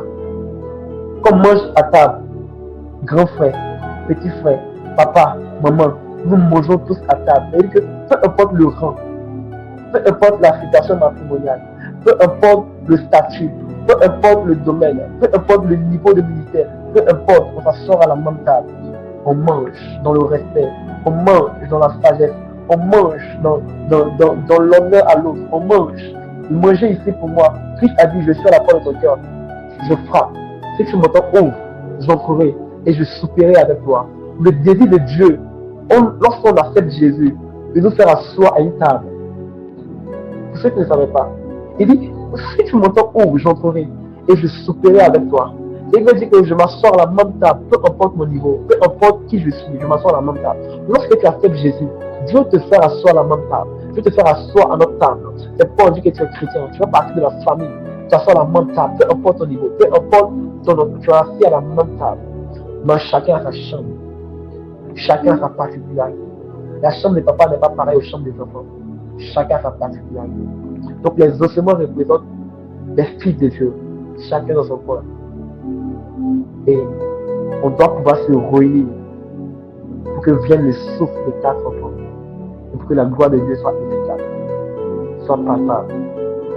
Dieu voudrait souffler son esprit sur cette génération, mais il rejette des gens qui sont réunis, qui parlent le même langage. Des gens qui ont compris que ce qui nous rassemble est plus important que ce qui nous divise. Voilà. Il y a des moments où je m'assois et il y a des détails comme ça qui vont nous envoyer de faire. Waouh, c'est fort. Bref, ça ne nous fait pas arriver. Donc, je termine là. Je prie que Dieu nous aide à marcher en communion, en fraternité. À Dieu toute la gloire, dans le nom puissant de Jésus. Amen. Je ne sais pas s'il y a des questions-réponses, je ne sais pas comment ça se passe. Donc, je vais terminer, que Dieu nous bénisse. J'espère avoir été utile. J'espère que le message que j'ai donné est un message qui a répondu à vos demandes. Et j'espère avoir continué fidèlement le message que Dieu m'a donné. Que Dieu bénisse tous les hommes de Dieu. Désolé si mes propos étaient un peu durs parfois. Voilà. Je leur donnais peut-être que Dieu a mis dans mon cœur. Mais en tout cas, j'aime mal cette génération qui, à chaque fois, nous sommes pour des unions. Voilà. On doit pouvoir se soutenir. On n'attend pas que l'autre soit connu. On n'attend pas que l'autre. Non. Je disais même à l'homme de Dieu, Emmanuel Monda, lorsqu'il était état, je lui disais que moi j'ai un problème avec ceux qui honorent plus ceux qui sont ailleurs que ceux qui sont appelés. Non, soyons unis. La personne que tu négliges à côté de toi là, c'est la personne qui va te sortir des problèmes. Moi je crois qu'il y a des gens qui ne sont pas riches en argent, mais qui sont riches en connexion. Et les gens que tu vas rencontrer qui ne ressemblent à rien, mais qui sont capables de te connecter à des grandes personnalités. Il te faut un Jonathan pour que tu sois entré dans le palais. Il te faut un Madoché pour te donner des instructions pour entrer dans le palais. Il te faut une Naomi pour te connecter à un homme qu'on appelle Boaz. Il te faut aussi, tu peux être Jésus, mais il te faut un Jean-Baptiste qui va te présenter. Écoute-moi très bien, je vais dire quelque chose de très important quand on parle de Jean-Baptiste. La Bible dit que lorsque Jésus est venu, la personne qui a présenté premièrement Jésus, c'est Jean-Baptiste. Il a dit, voici l'agneau de Dieu qui ôte le péché du monde. Écoutez-moi bien, ce qui vient de faire était quelque chose de très important. Parce qu'on ne connaissait pas Jésus. C'était Jean-Baptiste qu'on connaissait. Les gens s'identifiaient à Jean-Baptiste. Les gens connaissaient Jean-Baptiste. Lorsque quelqu'un qui a une certaine autorité te présente, on te donne du respect. Et parce que Jean-Baptiste avait une certaine autorité, et lorsqu'il a présenté Jésus, les gens commencent à donner du crédit à Jésus. Et pour confirmer cela, le ciel s'est ouvert et Dieu a confirmé. Il y a des personnes qui doivent te présenter. Tu peux être Jésus, mais il y a des personnes qui ne ressemblent à rien. Jean-Baptiste peut-être ne ressemble à rien. Il peut être au-dessus de toi, en-dessous de toi. Il peut être encore plus petit que toi. Et il faut Jean-Baptiste pour te présenter pour que les gens te suivent. Il faut Jean-Baptiste pour te présenter pour que tu puisses monter. L'homme de Dieu peut ne pas connaître le domaine des finances, de trading et autres, mais il peut avoir la capacité de te présenter. C'est de cela qu'il s'agit. Et c'est le monde spirituel. C'est comme ça que le monde spirituel travaille. Tu peux être loin à un certain niveau, mais tu as besoin des autres. Tu as besoin des autres pour te présenter. Tu as besoin de quelqu'un pour t'orienter. Tu as besoin de quelqu'un pour te guider. Tu as besoin de quelqu'un. Ah, mais il y a une idée. Tu as besoin de quelqu'un. Besoin de quelqu'un. Ne négligez pas. Vous faites que vous négligez parfois. Vous faites. Vous négligez parfois. Parfois, vous courez même derrière vos frères spirituels, mais vous négligez vos frères qui sont avec vous. Écoutez-moi bien. Ils sont la réponse de Dieu aussi à vos prières. Dieu passe aussi par eux pour vous parler. Ne négligez personne. Ne négligez personne. Valorisez ce que vous avez. Dieu ne vous connecte jamais à des personnes au hasard. Il y a toujours quelque chose en eux qui vous appartient. Il y a toujours des ingrédients pour votre destinée dans ces personnes-là. Ne négligez personne. Apprenez à travailler en union. N'acceptez pas de marcher seul. Non. À condition que Dieu décide de vous parler seul. Parce que quand Dieu parle de vous parler, il vous retire. Mais Dieu ne vous laisse jamais seul dans l'isolement. C'est pourquoi je disais qu'ils sont allés sur la montagne de la configuration. Tu aimerais rester là-bas, mais ce n'est pas là-bas que Dieu veut que tu restes. Dieu veut que tu descendes dans la vallée. D'autres personnes doivent entendre. On doit pouvoir apprendre à suivre. Voilà, il y a des gens qui ne sont pas riches en argent, mais qui sont très riches en connexion. Très riches en connexion. Et donc, Dieu peut ne pas avoir des milliards. Les gens disent souvent, on ne donne que ce qu'on a. C'est vrai, je suis d'accord. Je suis très d'accord avec ça. Mais attention, ce qu'on a n'est pas forcément physique. Ce qu'on a n'est pas forcément physique. Ce qu'on a est d'abord spirituel. Ce qu'on a est d'abord spirituel. Il y a des gens qui ne sont pas chargés physiquement, mais spirituellement sont très chargés. Ont des choses extraordinaires. Il y a des gens qui ne sont pas riches financièrement, physiquement, mais spirituellement, qui sont très riches, qui peuvent vous connecter, à l'argent, qui peuvent vous connecter à des grâces, qui peuvent ouvrir des portes. Ne négligez jamais quelqu'un. Ne négligez jamais. Ce Jésus qu'on a négligé, le Jésus qui était le fils d'un charpentier, celui qu'on a négligé, c'est celui qui est mort à la croix, qui est ressuscité, que tout le monde appelle aujourd'hui maître. Ne néglige jamais quelqu'un. Ne néglige jamais quelqu'un. Jamais, ne néglige jamais quelqu'un. Ne néglige jamais quelqu'un. Il y a des gens que tu vois qui ne ressemblent à rien, mais qui ont des choses de Dieu qui vous concernent. Vous savez, ce qui vient, parfois, ne ressemble pas à ce que tu veux. Mais ce qui vient, cache parfois ce que tu veux. On m'a dit qu'il me reste 1 minute, après je continue à parler. Ce qui vient, parfois, ne ressemblera pas à ce que tu veux. Mais ce qui vient, cache parfois ce que tu veux. Donc, tu vas juger plein de personnes sur la base de leur apparence. Tu vas juger plein de personnes sur la base de leur réalisation. Tu vas regarder à côté, tu vas regarder. Écoutez, ce qui vient ne ressemble pas toujours à ce que tu veux. Mais ce qui vient cache parfois ce que tu veux. Écoute, peut-être que ce que tu veux, c'est un papillon. Ce qui vient, ça sera une chenille. La chenille ne ressemble pas au papillon, mais ce que tu ne sais pas, la chenille cache le papillon. Donc, ce qui vient ne ressemblera pas toujours à ce que tu veux, mais ce qui vient cachera parfois ce que tu veux. Ouvre grandement les yeux. Ouvre grandement les yeux. Ruth a dit à Naomi, je ne te laisserai pas partir. Elle dit, ton Dieu sera mon Dieu. Écoutez-moi bien. Ruth était une femme très prophétique. Parce que Naomi venait de perdre ses enfants. C'était fini pour elle. Mais lorsqu'elle a demandé à Ruth et Orpa de partir, Orpa a regardé le physique de Ruth, de Naomi. Elle a regardé son présent. C'était fini pour elle. Elle ressemblait à rien. Elle ressemblait à rien. Mais elle ne savait pas que cette femme était une femme qui avait en elle des choses extraordinaires. Mais lorsque Ruth a regardé Naomi, elle a vu un avenir. Elle a vu une femme qui n'est peut-être pas riche physiquement, mais spirituellement qui est riche en connexion. Lorsqu'elle a regardé, elle a vu partout tu iras gérer. Ton Dieu sera mon Dieu. Ton peuple sera mon peuple. Tout ce que tu feras, je ferai. Tout ce que tu feras, je ferai. Et elle a vu en elle quelque chose d'extraordinaire. Comment est-ce que tu vois les gens? Qu'est-ce que tu vois en ton père spirituel? Qu'est-ce que tu vois en ton responsable? Qu'est-ce que tu vois? Peut-être que tu vois un jeune, un enfant, quelqu'un qui n'est pas tellement âgé. Peut-être que tu vois quelqu'un qui n'a pas de voiture. Donc tu te dis que non, c'est pas possible. Et attention, Naomi ne ressemblait pas à ces choses, mais Naomi avait les secrets qu'il fallait pour connecter Ruth à l'homme qu'on appelle Boaz. On va partir aujourd'hui de la lignée de Jésus. Écoute-moi bien, ce qui vient ne ressemble pas à ce que tu veux, mais ce qui vient cache parfois ce que tu veux. Donc, il y a des personnes autour de toi qui ne ressemblent à rien. Ils sont jeunes. Parce que les gens pensent que la maturité, c'est parfois aussi en fonction de la couleur de la barbe, il reste 3 minutes, en fonction de la couleur du teint, en fonction de. Non! Il y a des jeunes qui ne sont peut-être pas âgés, mais qui sont des vieillards dans le monde spirituel. Il y a des gens que tu vois. Parce que généralement, on a tendance à aller honorer les gens ailleurs. On peut honorer les grâces qui sont loin, qui ne nous connaissent pas, mais nous négligeons ceux qui sont près de nous. Moi, j'ai un problème avec ce genre de pensée. Moi, j'ai un problème avec ce genre de personnes. Honorer les gens qui sont de nous. Honorer ceux qui sont de nous. Ils ont les ingrédients nécessaires avant de destinée. Votre vie, la destinée est semblable à une sauce. La sauce là, ce n'est pas seulement, lorsqu'on est dans la sauce tomate, il faut que tu aies besoin de la tomate, tu as besoin de l'eau et des ingrédients. Il y a des personnes que tu vas rencontrer qui ne ressemblent à rien, mais qui sont des ingrédients pour cette sauce-là, qui sont indispensables à cette sauce que tu es en train de préparer, qu'on appelle la destinée. Je prie que Dieu nous garde dans un esprit d'union, que Dieu ouvre nos yeux pour qu'on puisse voir les personnes qui sont autour de nous, mais par-dessus tout, que Dieu nous garde dans sa volonté et dans notre particularité. Que Dieu nous bénisse. J'ai terminé, modérateur, j'ai terminé, que Dieu nous bénisse. Amen, amen, amen, amen, amen, amen. Alléluia. Amen, amen. Est-ce qu'on peut mettre des cœurs pour honorer le message de l'homme de Dieu? Homme de Dieu, que Dieu te bénisse. Que la gloire de Dieu soit davantage avec toi. Est-ce qu'on peut mettre des cœurs? Est-ce qu'on peut liker? Est-ce qu'on peut mettre des cœurs? Est-ce qu'on peut honorer le message de l'homme de Dieu? Nous avons été puissamment bénis. Homme de Dieu, que Dieu te bénisse. J'ai pas pu être là au début pour te recevoir, mais je crois que tu as été bien reçu par la grâce de Dieu.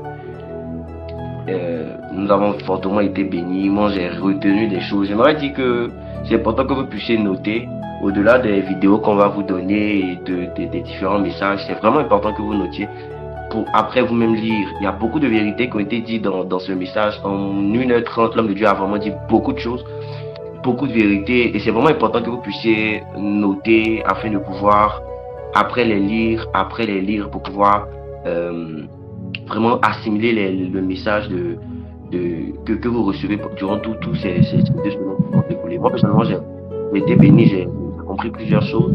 L'homme de Dieu m'a encore appelé. Est-ce qu'on peut couper les micros, s'il vous plaît? L'homme de Dieu nous a parlé de l'union encore. Moi, ce que j'en tire de ce message, c'est le fait que nous servons Dieu dans une communauté. Est-ce qu'on peut fermer les micros? Vous avez l'occasion de fermer le micro des gens, donc vous pouvez fermer le micro de la personne, s'il vous plaît. Ce que je retiens dans le message de l'homme de Dieu qui m'a particulièrement béni, c'est le fait que certes, nous servons Dieu dans une communauté, mais ce qui se passe dans les communautés extérieures nous concerne aussi. Nous avons le fardeau aussi, en tant que chrétiens, de soutenir l'œuvre de Dieu, qu'elle soit proche ou loin de nous, sans forcément s'y impliquer entièrement. Parce que souvent, par exemple sur les réseaux sociaux, lorsqu'il arrive qu'un homme de Dieu tombe dans un scandale ou bien il y a un problème dans une communauté, tant que ça ne nous touche pas directement ou ça ne touche pas les hommes de Dieu qui sont en connexion avec nos pères, on ne met pas les genoux à terre pour prier. Ce qui se passe en France, dans l'église de la France, ne nous intéresse pas. Ce qui se passe dans l'église du Cameroun ne nous intéresse pas. Ce qui se passe dans l'église des États-Unis ne nous intéresse pas. Alors qu'à chaque fois qu'on met les genoux à terre pour demander à Dieu, Seigneur, nous voulons monter, on dit Seigneur, permets-moi d'être international, permets-moi d'impacter le monde. Mais si tu veux impacter le monde et tu ne t'intéresses pas à ce qui se passe dans le monde, il y a un problème. Et l'homme de Dieu nous a rappelé encore que nous sommes un corps et que c'est ensemble que nous sommes forts. Nous devons apprécier ce que Dieu fait dans la vie de l'autre. Nous devons aimer l'autre. Nous devons prendre plaisir à être avec les frères en Christ. Parce qu'il y a beaucoup de chrétiens, qui n'aiment pas être avec leurs frères en Christ. Ils passent plus de temps avec les païens qu'avec les frères en Christ. Quand le dimanche arrive et qu'ils quittent au culte, ils courent rapidement par là à la maison. Alors que quand ils vont à l'école, ils ne rentrent pas rapidement à la maison, mais quand ils vont au travail, ils ne rentrent pas rapidement parce qu'ils passent du temps avec des camarades païens. Vous devez apprécier passer du temps avec des frères chrétiens. Même si vous n'avez pas forcément les mêmes centres d'intérêt de manière sociale, de manière séculière, le simple fait que vous avez un intérêt commun qui est Jésus-Christ, vous devez passer du temps. Et l'homme de Dieu l'a dit, il dit, ce qui nous réunit est plus important que ce qui nous divise. Et ce qui nous réunit, c'est Jésus. Même si on n'aime pas les mêmes musiques, même si on n'aime pas les mêmes styles musicaux, je veux dire, même si on n'a pas le même style, même si on n'a pas forcément la même manière de percevoir la réussite, le seul fait qu'on partage Christ ensemble doit nous pousser à apprécier passer du temps ensemble. Parce que deux personnes qui fument, même si elles ne s'aiment pas, vont apprécier passer du temps ensemble. Deux personnes qui jouent au foot, même si elles ne sont pas forcément très proches, vont apprécier passer du temps ensemble. Ainsi, nous, enfants de Dieu, devons apprécier passer du temps avec nos frères en Christ, car c'est ensemble que Dieu va nous permettre de pouvoir atteindre notre objectif et manifester l'onction qu'il a réservée pour cette saison, pour notre génération. Alléluia. Nous allons prier Dieu, que Dieu encore une fois remplisse son serviteur, que Dieu lui donne de pouvoir monter encore davantage. Seigneur, nous bénissons ton nom pour la vie de ton serviteur. Merci pour ce puissant message. Merci pour l'impact. Merci de nous faire voir des choses vraiment incroyables en cette semaine à travers tous ces orateurs qui sont en train de passer. Seigneur, nous prions afin que tu fasses monter ton serviteur, homme de Dieu Frédéric Conan, emmène-le davantage très loin et fais-le voir, Seigneur, des choses incroyables dans le nom puissant de Jésus-Christ de Nazareth. Amen.